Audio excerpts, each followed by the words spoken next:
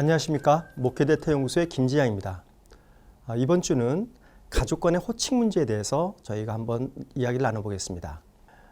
가족 간의 호칭을 부를 때 37%의 국민들이 불쾌감을 느끼고 있다고 응답하고 있습니다. 근데 이게 남성과 여성을 나눠보면 좀 차이가 있는데요. 남성 중에 23%, 여성 중에는 남성의 2배가 넘는 51%가 가족 간의 호칭을 부를 때 불쾌감을 느끼고 있다고 이야기하고 있습니다. 아니, 가족 간의 호칭에서 왜 불쾌감을 느끼나? 이런 궁금점이 드시지 않습니까? 가족 간의 호칭 가운데 불쾌감을 느끼는 것은 이런 경우들입니다. 아내가 남편 동생을 부를 때 도련님, 서방님, 혹은 아가씨 이렇게 부르는데 남편이 아내의 동생을 부를 때는 처남, 처제 이렇게 부를 때 불쾌감을 느낀다고 합니다. 또 남편이 아내의 부모님을 부를 때 장인어른, 장모님이라고 부르는데 아내가 남편의 부모님을 부를 때는 아버님, 어머님이라고 부르는 것도 불쾌감을 느낀다고 합니다.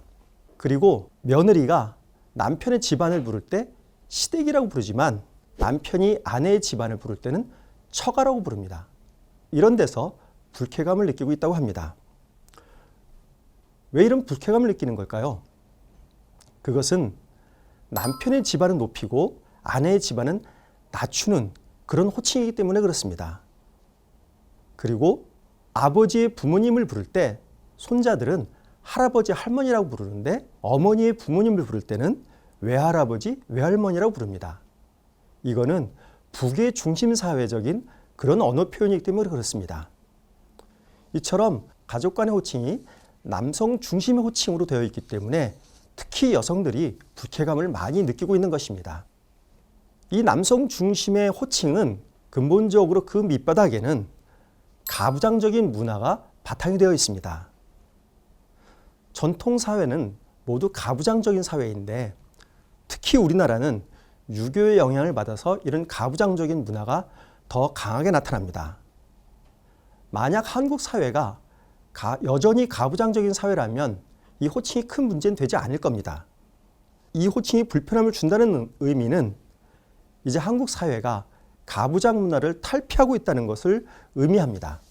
그런데 호칭에는 가부장적인 그런 문화가 아직 남아있지만 가정에서는 여성의 영향력이 늘어나면서 가부장적인 문화가 많이 퇴색했습니다.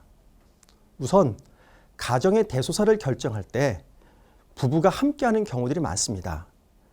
부모를 부양한다든지 자녀를 교육한다든지 생활비를 지출한다든지 이런 문제에서 부부가 공동으로 의사결정하는 경우가 50%에서 60% 정도 됩니다.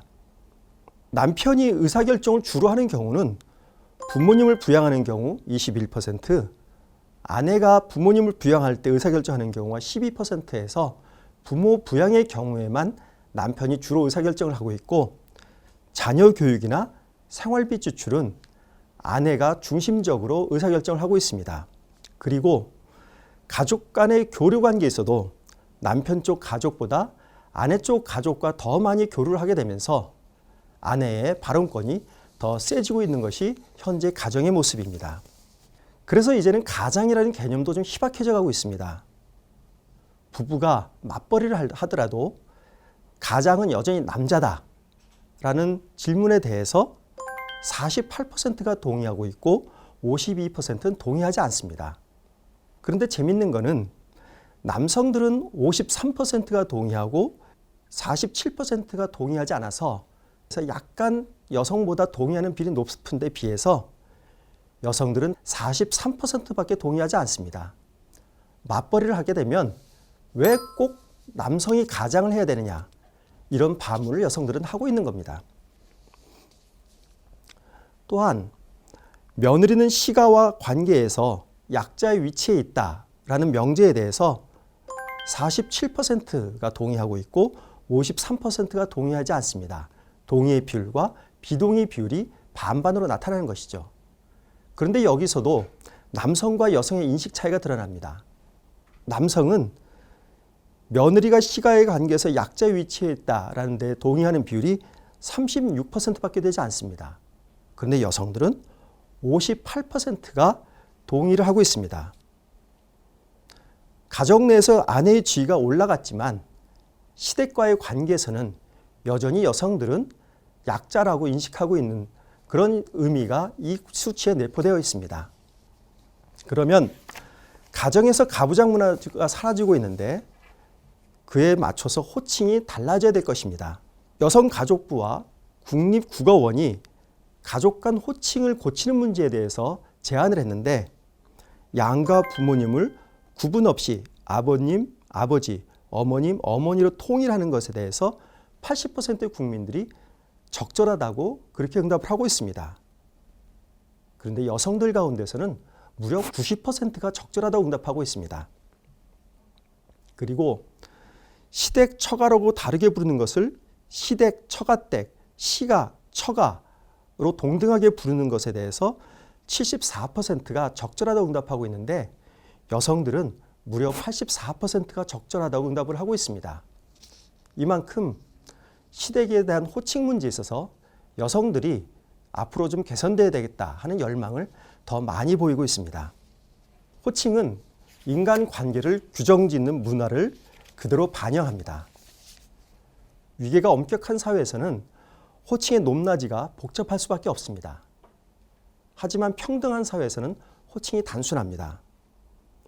우리나라에서도 이제 가부장 문화가 사라지고 있기 때문에 그에 맞춰서 가족 간의 호칭 문제도 조정할 필요성이 있습니다. 바로 이런 문제에서 교회가 좀 더 화목하고 평등한 가정을 위해서 앞장서야 될 필요성이 있습니다.